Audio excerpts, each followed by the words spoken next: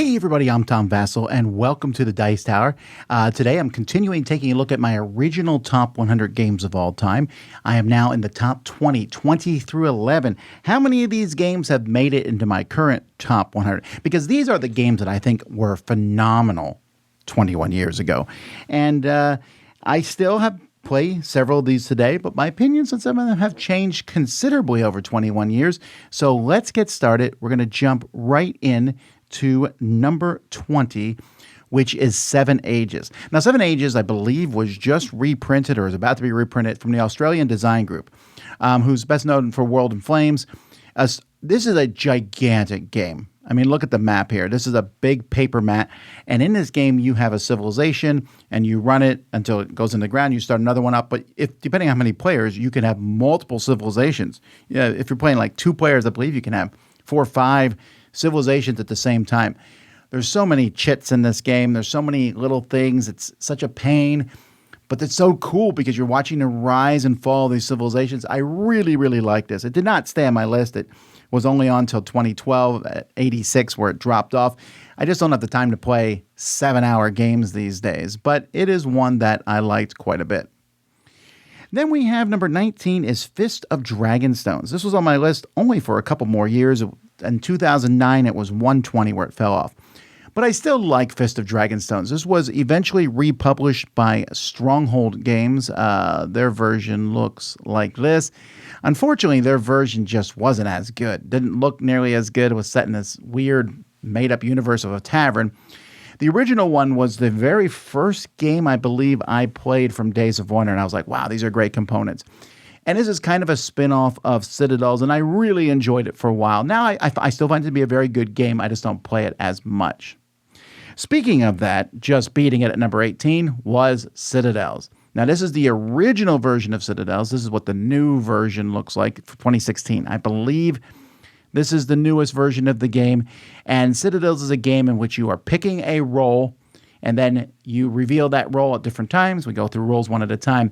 Some people hate Citadels, including my co-host on the Dice Tower podcast, Eric Summerer.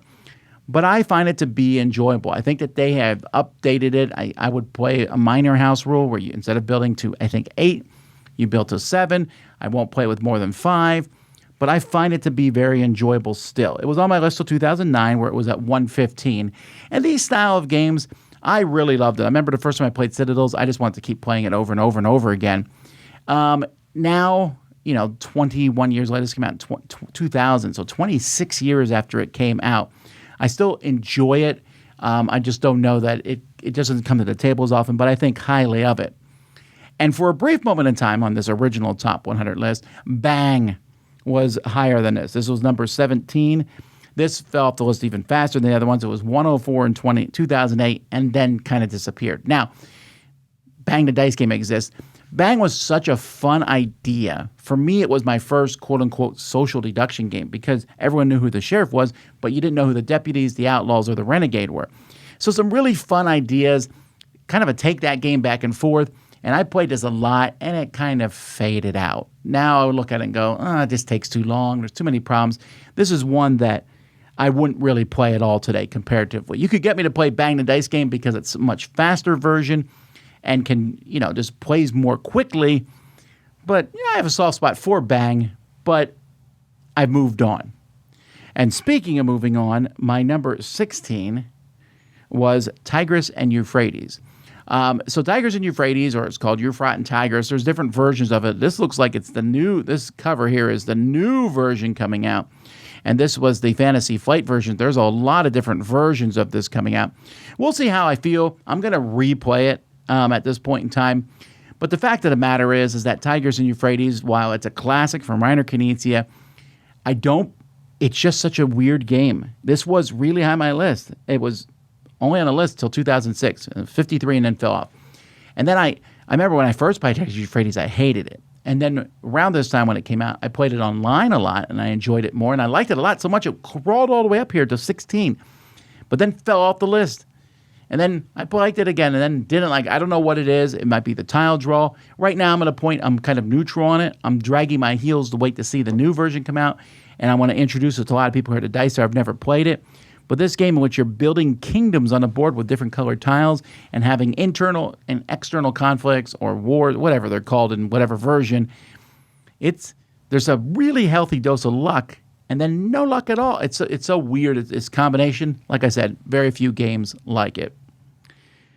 My number 15 is War of the Ring. And this was on the list of 2012 where it fell off. Now, War of the Ring, which had a redone version, the second edition here, which was very similar to the first edition. This is a game I think very highly of. And the only reason it's not my top 100 or top 200 or 300 right now is just a time issue. I think there's a lot going on to it. It's a very involved game. I sit down, it's a 2-player game. I know you can play 4-player, but it's a 2-player game. And there's just so many cool features to it. This is... People, I say it all the time, is the Lord of the Rings in box format, almost more than any other game. There's a lot of good Lord of the Rings games out there, but if you want one that covers the entire process, the Fellowship going to the ring to throw in, going to Mordor to throw in the ring, to all the different factions fighting, and the fact that the dwarves won't even join unless you try to work on them to get them to join.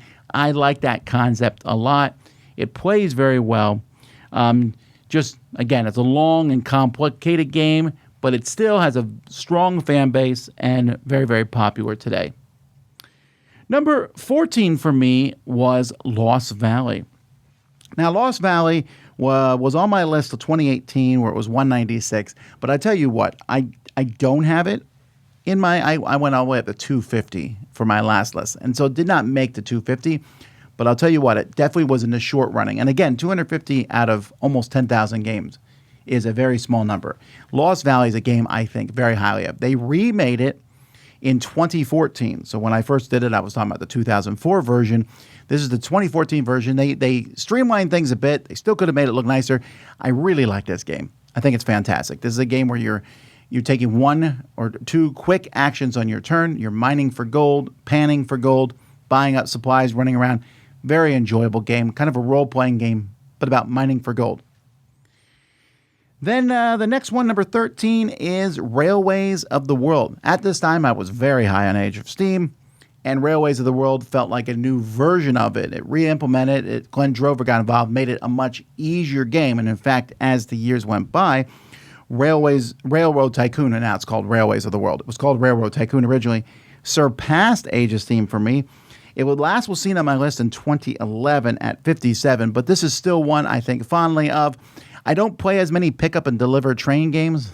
I don't play one. This is when you put the 2 halves together for a giant version of the game, the Western map and an Eastern map. But I like this. If you like the idea of building up track and picking up and delivering goods, it just felt big and sprawling and just a little bit, Western around the corners of its edges. I like Railways of the World. Then number 12 here is Why Did the Chicken? You say, I never heard of this, but you probably have heard of the designer Corey Heath, who just passed away last year, and he designed The Gang and Zendo. Why Did the Chicken is one of his lesser known games, and this is basically you make up a random joke, and everyone writes down the answer to that joke. You read the answers off, and you pick the funniest. I'll tell you what, I love this game. It was on my list of 2010 where it dropped off at 82. It has dropped off my list completely nowadays because there are a lot of these fun party games out there, and having people write down an answer, and you could write down as many answers as you want, doesn't translate as well today. It's a little clunkier, and there's a little more problems with it. But I really had some amazing times, and at the time this came out, it was one of my favorite party games. But not my favorite party game, because that would be Time's Up. That was number 11, and this is the only game I'm talking about today that has lasted 21 years and is still in my top 100. It is 56 right now. Time's Up or the follow-up Time's Up Title Recall. I like them both equally for different reasons. The people one, I think in some ways the Title Recall is more fun to play, but Time's Up leads to some funnier moments, especially when you don't know who the people are. But they're both a lot of fun. I really enjoy them very much. I used to like them more playing pairs of 2. Now I like them as a team game. And you talk about late night party game, fun, just absolute silliness. They really are great for that. So that is Time's Up. And that is, it looks like the last one. The next time I do this list, we are going to be in the top 10. And what games of that top 10 are still my top today? Are any? We'll talk about it then. Anyway, it's fun for me to go back and look at these games to see which of these games passed. Do you like any of them? Are any of them your favorites? Let me know in the comments. Until then, I'm Tom Vasel, and you've been watching my Top 100, my original one, Revisited.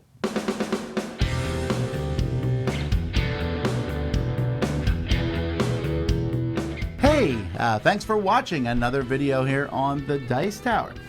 We really appreciate you stopping by and checking our things out. Thanks so much for joining us today. And hey, if you really like what we're doing here at the Dice Tower, then there are different ways to support the Dice Tower. One of those ways is through Patreon. We have links in the description to this video. And we have links to lots of other things we do down there, so definitely check it out.